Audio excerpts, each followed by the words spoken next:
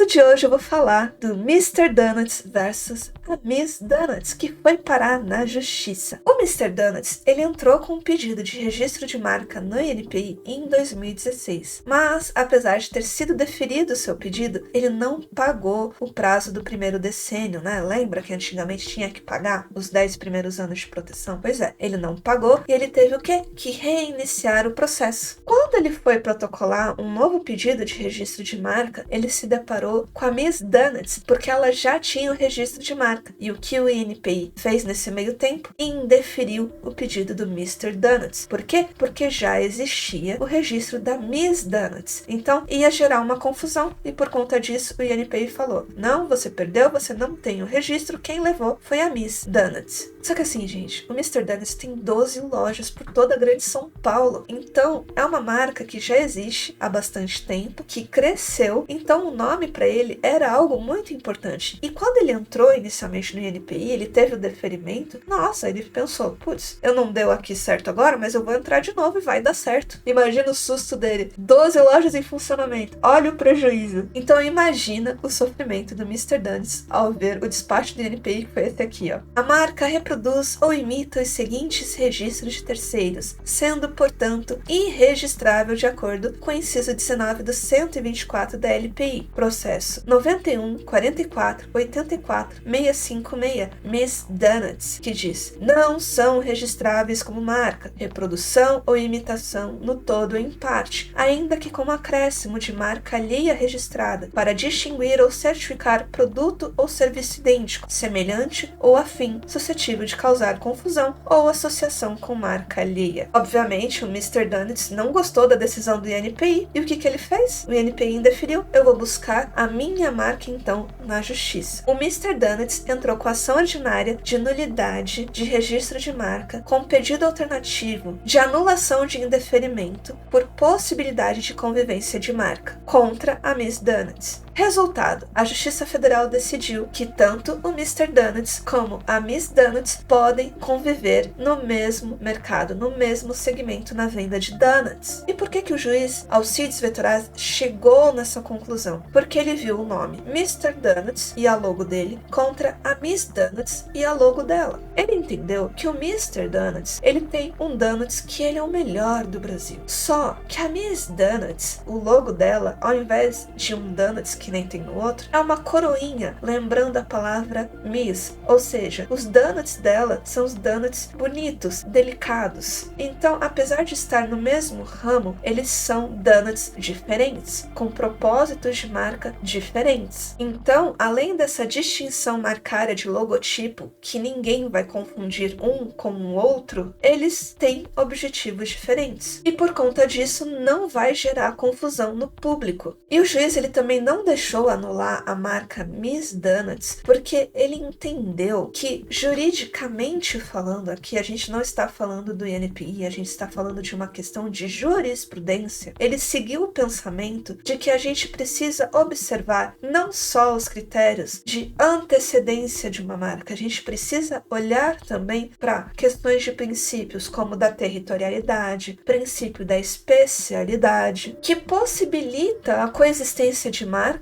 desde que elas não causem confusão ao consumidor. Resultado para Miss Donuts, ela não teve a marca anulada, continuou com seu registro lá no INPI. Resultado para o Mr. Donuts, ele teve o indeferimento cancelado e foi determinado que o INPI registre a sua marca, porque ele pode sim conviver com a Miss Donuts, porque o juiz entendeu que isso é possível. O que nós podemos aprender com esse caso? Que nem sempre a decisão final do INPI é definitiva, porque você pode levar o caso para discutir na justiça. Agora eu quero fazer uma pergunta para vocês de um caso parecido. E o primo rico e o primo pobre? Eles são gigantes no YouTube na questão de investimentos. Eles têm o registro da marca deles, tanto o primo rico como o primo pobre? Vou dar um tempo aí para vocês me responderem. 3, 2, 1.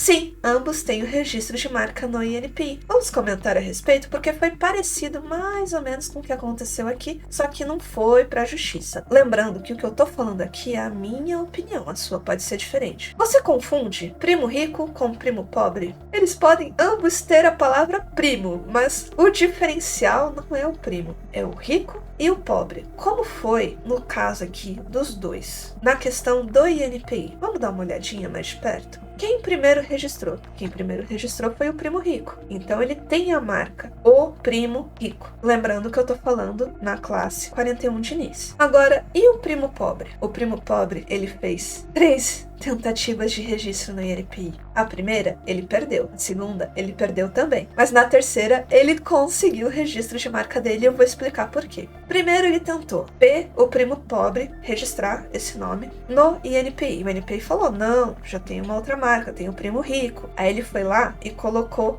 o logo, primo pobre, né? Não é só o nome. Tentou a segunda vez. O INPI falou, não, já tem o primo rico. Já na terceira tentativa, ao invés de escrever só primo pobre, ele acrescentou o nome dele primeiro. Eduardo Feldberg, primo pobre. E como que o INPI decidiu? Vamos registrar. Por quê? Nós temos o primo rico, que é do primo rico. Mas nós também temos o primo pobre, só que o primo pobre é o Eduardo. O que eu quero que vocês prestem atenção? O primo rico, apesar de ser um gigante, ele não atrapalhou o registro de marca do primo pobre. Quem deferiu foi o próprio INPI, porque ele viu, tem um nome parecido aqui, eu não vou permitir o registro da marca. Mas no momento que o primo pobre teve a criatividade de colocar o nome dele para dar distintividade na marca, ou seja, a marca tem Eduardo Feldberg, que é o nome dele. Primo pobre é só um descritivo, e o descritivo não vai conflitar com o nome do primo rico, porque o primo rico é o primo rico e acabou. Agora, aqui a gente tem distintividade com o nome e não causa conflito com outra. Até mesmo na questão, vamos dizer assim, de logo. Todo mundo conhece a logo do primo pobre e todo mundo conhece a logo do primo rico.